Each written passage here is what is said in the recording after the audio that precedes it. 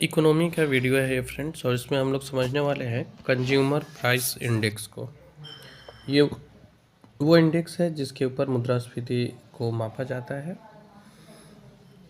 Producer goods को product करते हैं, फिर वो होलसेलर तक आता है, फिर होलसेलर उस गुड्स को आगे रिटेलर को बेचते हैं और रिटेलर से अल्टीमेटली कंज्यूमर को प्राप्त होता है।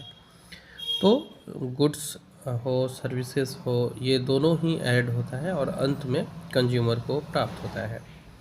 इसको मापने के लिए हम लोग एवरेज प्राइस लेवल लेकर के चलते हैं। फॉर एग्जांपल, अगर प्रोड्यूसर के पास हम लोग मापते हैं तो ये प्रोड्यूसर प्राइस इंडेक्स कहलाता है, यानी पीपीआई।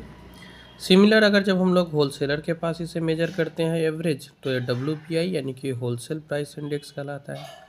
और यही जब कंज्यूमर के स्तर पे मापा जाता है तो एक कंज्यूमर प्राइस इंडेक्स कहलाता है।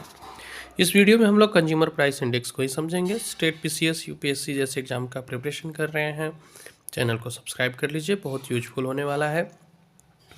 तो हम लोग सबसे पहले समझते हैं कंज्यूमर प्राइस इंडेक्स को है क्या। देखिए, एक कंज्यूमर है, फॉर एग्जांपल हम लोग खुद की ही बात करें तो हम लोग डिफरेंट टाइप के चीज़ों को कंज्यूम करते हैं, जिसमें फूडिंग आइटम्स है, जिसमें हमारे जो यूज के लिए, ओकेशनल यूज के लिए ज्वेलरी, इलेक्ट्रिसिटी, पेट्रोल, ये सारी चीज़ें आती है जो एक कंज्यूमर एज अ कंज्यूमर हम लोग उपभोग करते हैं।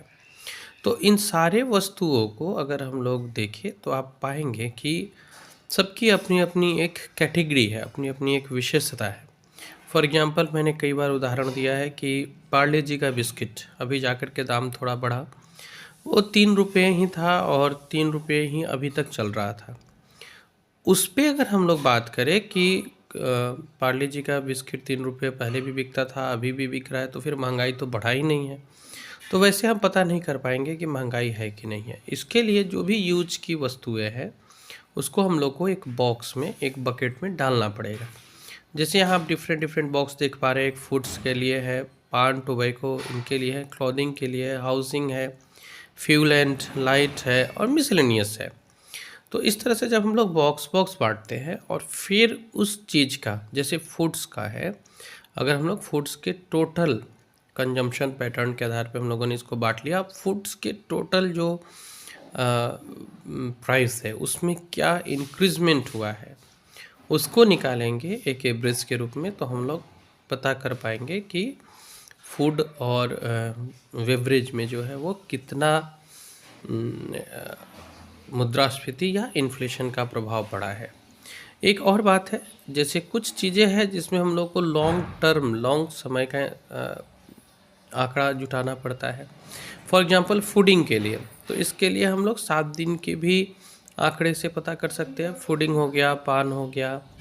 लेकिन जब बात हाउसिंग की आएगी ना, तो ये हम लोग पिछले 7 दिन में हाउसिंग में क्या खर्च किए हैं, इस आधार पे हम लोग एग्जैक्ट नहीं पहुंच पाएंगे कि हमारा जो कंजम्पशन है या फिर जो इन्फ्लेशन का प्रभाव है वो कितना पड़ा है। सबसे पहले हाउसिंग ऐसी विषय है जो 7 दिन, पिछले 7 दिन में हो सकता है कि हम लोगों ने अपने घर के ऊपर कुछ भी खर्च नहीं किया हो, बट अगर हम लोग रेंट पे रह रहे हैं तो हम लोग एक आइडियल टाइम 1 महीना ले सकते हैं पर मंथ हमारा हाउसिंग में क्या खर्च जा रहा है। फ्यूल एंड लाइट, वो भी हम लोग 1 मंथ ले सकते हैं। क्लॉथिंग वगैरह जो है, ऐसा नहीं कि हम लोग हर मंथ कपड़ा का पहनते, हर मंथ कपड़ा खरीदते हैं, ऐसा तो है नहीं। ये लॉन्ग लास्टिंग चलने वाली चीज़ें हैं, तो इनके लिए हम लोग टाइम ड्यूरेशन थोड़ा बढ़ा सकते हैं। और इस तरह से जब हम लोग करेंगे तो फाइनली हम लोग पहुंच पाएंगे कि कितना हम लोग खर्च कर रहे हैं, कंज्यूमर का कंजम्पशन क्या है। फॉर एग्जांपल, क्लॉथिंग और फुटवेयर्स के लिए अगर लेना हो तो 1 साल, अन्य खर्चों के लिए भी हम लोग 1 साल में एक बार डाल देते हैं कि 1 साल में हम लोग का खर्च क्या हुआ है। तो ये एक पैटर्न है जिस तरह से कंज्यूमर जो है वो कंज्यूम करता है, यानी कि कंज्यूमर का कंजम्पशन पैटर्न था ये, और फिर हम लोग को कंजम्पशन डाटा मिलेगा। आगे चल के हम लोग जो ड्यूरेशन था इस हिसाब से भी अलग एक बकेट बना सकते हैं। जैसे फूड्स एंड बेवरेजेस, पान टोबैको, इनको हम लोग 7 डेज वाले में रख सकते हैं। हाउसिंग, फ्यूल एंड लाइट, इसको हम लोग मंथ वाले बॉक्स में, बकेट में रख सकते हैं। देन क्लॉथिंग हो गया, मिसेलेनियस जो हम लोगों ने 1 ईयर का ड्यूरेशन रखा था, इसको हम लोग एक अलग बॉक्स या बकेट में रख सकते हैं। तो इस तरह से हम लोगों को जो कंज्यूमर के द्वारा जो कंजम्पशन डाटा है वो ज़्यादा सटीक और बेहतर अवेलेबल हो पाएगा।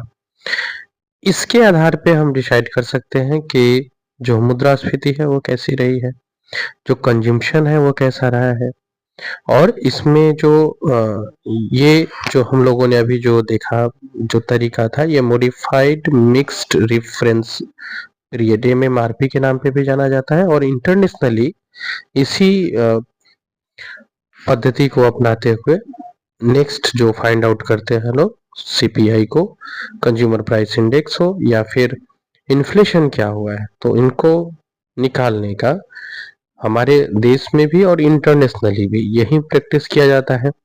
फर्स्ट ऑफ ऑल क्या है, अलग अलग बकेट में रखा जाता है वस्तुओं को, फिर उनके ड्यूरेशन को लिया जाता है, कितने ड्यूरेशन में देखना ज़्यादा बेहतर होगा, फिर उस ड्यूरेशन के आधार पे नेक्स्ट एक अलग अलग बकेट कहे आप, बॉक्स कहे, उसमें चीज़ों को रखा जाता है। अब क्या होता है, जितने भी वो चीज़ जो 7 दिन के टाइम ड्यूरेशन वाले में थे, इनका जब हम लोग एवरेज निकालना शुरू करते हैं तो हम लोग एग्जैक्ट क्या कंजम्पशन हुआ है वहां तक पहुंच पाते हैं, या एग्जैक्ट जो इन्फ्लेशन हुआ है उसको हम लोग जान पाते हैं। तो इस तरह से कंजम्पशन डाटा जो है वो हम लोग निकाल सकते हैं। कंजम्पशन पैटर्न जो है, बास्केट साइज और इसके जो जितने भी काइंड्स हैं ये हाईली वेरीफाइड होते हैं। इसमें आपको कंजम्पशन के लिए चॉइस दिया जाता है और परचेजिंग पावर, ये दो को पता किया जा सकता है। मीन्स इसमें हम लोग सोशियो इकोनॉमिक डिफरेंशिएशन को पता कर सकते हैं। कैसे, तो किस तरह के चीजें को ज्यादा हम लोग खरीद रहे हैं, हमारा जो परचेजिंग पावर है वो कितना बढ़ा है, ये हम लोग पता कर पाएंगे कि कंजम्पशन क्या हो रहा है चीजों का। और जब ये पता चलता है कि किस चीज का कंजम्पशन अधिक हो रहा है और किस चीज की रिक्वायरमेंट अधिक है, तो फिर हम लोग आने वाले अलग अलग सिचुएशन को टैकल करने के लिए तैयार हो पाते हैं। जैसे अलग अलग सिचुएशंस की मैं बात करूं, अब ये जो कंज्यूमर है ये कहीं ना कहीं अलग अलग श्रेणी से है। जैसे एक होगा अर्बन नॉन मैनुअल एम्प्लॉय है, इंडस्ट्रियल वर्कर है, कोई है जो एग्रीकल्चरल लेबर है, खेतों में काम कर रहे हैं, फिर जो ग्रामीण लेबर होते हैं, रूरल लेबरर्स होते हैं वो है। अर्बन नॉन मैनुअल एम्प्लॉय वो होते हैं, वो पर्सन होता है जो जॉब तो कर रहा है, इन्वॉल्व तो है अपने नॉलेज के हिसाब से, और इसमें फिजिकल स्ट्रेंथ से ज़्यादा अपने नॉलेज का यूज कर करके वो काम कर रहा है, शहर में है, urban non manual employ. Industrial worker में आता है एवरेज वर्किंग क्लास इंडिविजुअल जो किसी इंडस्ट्री में काम कर रहा होता है। एग्रीकल्चरल लेबरर्स वो होते हैं जो एग्रीकल्चर पेशा के रूप में करते हैं और अपने क्षमता के अनुसार से लेबर को हायर करते हैं या फिर कहीं पे एज अ लेबर भी काम कर रहे हैं। रूरल लेबरर्स में वो पर्सन आते हैं जो मैनुअल वर्क है जिनका ग्रामीण क्षेत्र में, और ये एग्रीकल्चर या फिर नॉन एग्रीकल्चर एरिया भी हो उसमें काम कर रहे हैं और उसके बदले में इनको वेजेस दिया जा रहा है। तो ये आपको चार अलग अलग कैटेगरी हम लोगों ने कंज्यूमर को देखा। इसमें आप ये जो दो कंज्यूमर आप देख पा रहे हैं, दो जो हाईलाइटेड है, एक एग्रीकल्चरल फार्मर्स और एक रूरल फार्मर्स, ये दोनों जेन्युइनली ग्रामीण साइड से बिलोंग करेंगे, जबकि इंडस्ट्रियल वर्कर और अर्बन नॉन मैनुअल एम्प्लॉय जो होते हैं ये ज्यादातर शहरी साइड से बिलोंग करते हैं। मेजर एवरेज प्राइस लेवल जो इनके आधार पे किया जाता है, जो अर्बन नॉन मैनुअल एम्प्लॉय के लिए होता है, इसको CPI UNME कहते हैं। इनके लिए एक अलग बास्केट होता है। मीन्स ये जो लोग हैं जो शहरों में रह रहे हैं और नॉन मैनुअल एम्प्लॉय है, ये लोग किस तरह के वस्तुओं को कंजप्ट कर रहे हैं, किस तरह के वस्तुओं का कंजम्पशन हो रहा है, उसके आधार पे जो इंडेक्स बनता है वो CPI UNME है। सिमिलरली जो इंडस्ट्रियल वर्कर है वो डिफरेंट टाइप के चीजों को कंजम्प्ट करते हैं, तो उनका जो बास्केट है ये डिफरेंट होगा और इसको हम लोग CPI IW से निकालते हैं। एग्रीकल्चरल लेबरर्स का भी जो यूज होने वाले चीजें हैं, कंजम्पशन चीजें है, वो डिफरेंट होता है, इसको हम लोग अलग बास्केट में रखते हैं, CPI AL निकालता है, और इसी तर्ज पे हम लोग रूरल लेबरर्स के लिए CPI RL भी निकालते हैं। अब ये कंज्यूमर का सेगमेंटेशन हुआ, ये 4 सेगमेंटेशन में बांट करके हम लोग देख सकते हैं कि किस तरह के कंज्यूमर हमारे देश में पाए जा रहे हैं और उनका जो कंजम्पशन है वो किस तरह का है। अब एक चीज देखते हैं, ये जो सीपीआई यूएनएमई है, इनका डियरनेस अलाउंसेस अलग अलग जो फैक्ट्रियों में या फिर अलग अलग जगह पे जो मिलता है। तो जब हम लोग सीपीआई यूएनएमई की बात कर रहे हैं तो ये cost of living adjustment allowance के रूप में हम लोग इनको डिफाइन करते हैं। सीपीआई आईडब्ल्यू के लिए जो डीए है ये भी सेम रहता है, cost of living adjustment allowance के नाम पे। इसमें एम्प्लॉय जो है कुछ फॉरेन कंपनीज में भी काम कर रहे होते हैं या फिर फॉरेन कंपनीज के लिए इंडिया के जो सर्विस सेक्टर है इसमें काम कर रहे होते हैं, जैसे कि एयरलाइंस में हो गए, बैंकिंग में हो गए, कम्युनिकेशंस में हो गए। आईडब्ल्यू में क्या है, इंडस्ट्रियल वर्कर्स है, तो ये मैनुअली वर्क कर रहे हैं, एम्प्लॉयड है, चाहे वो सेंट्रल प्रायोजित क्षेत्र हो या फिर स्टेट गवर्नमेंट्स द्वारा प्रायोजित क्षेत्र हो या फिर प्राइवेट सेक्टर हो, इसमें काम कर रहे हैं।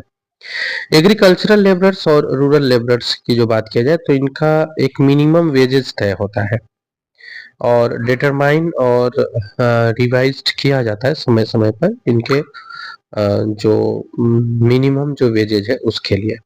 सी रंगराजन कमेटी बनाई गई थी, नेशनल स्टैटिस्टिकल कमीशंस थे इनकी अध्यक्षता में, सी रंगराजन की अध्यक्षता में 2001 में बनाई गई थी। ये भी एग्जाम के दृष्टि से इम्पोर्टेंट है। और ये बनाया क्यों गया था, तो ये डिसाइड करे कि किस तरह का इम्पैक्ट पड़ रहा है इन सब मेजरमेंट्स का। तो ये कमिटी जब बनी, इन्होंने जो रिकमेंड किया है इसमें इन्होंने बताया कि जो सीपीआई नंबर्स है ये केवल पार्शियल इंडिसेस को ही बताते हैं, क्योंकि अलग अलग लेवल पे निकाला जाता है। और फिर इन लोगों ने रिकमेंड किया था कि ये जो इंडिसेस है, ये जो संकेतक है, ये सही पिक्चर तो अवेलेबल कराने में समर्थ नहीं होते हैं सरकार के पास कि किस तरह का डाटा कंजम्पशन एग्जैक्टली हो रहा है, मीन्स पूरी तरह से तो सही तस्वीर नहीं बनाते हैं।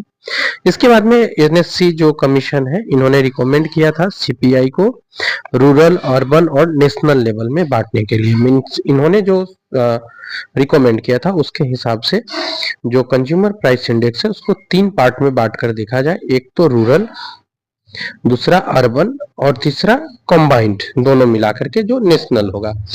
तो जो यूपीआई सीपीआई यूएनएमई था इसको दिसंबर 2010 से हटा दिया गया, इसके मेजरमेंट को हटा दिया गया। अब जो मेजरमेंट होता है वो सीपीआई आईडब्ल्यू, सीपीआई एएल और सीपीआई आरएल पर होता है।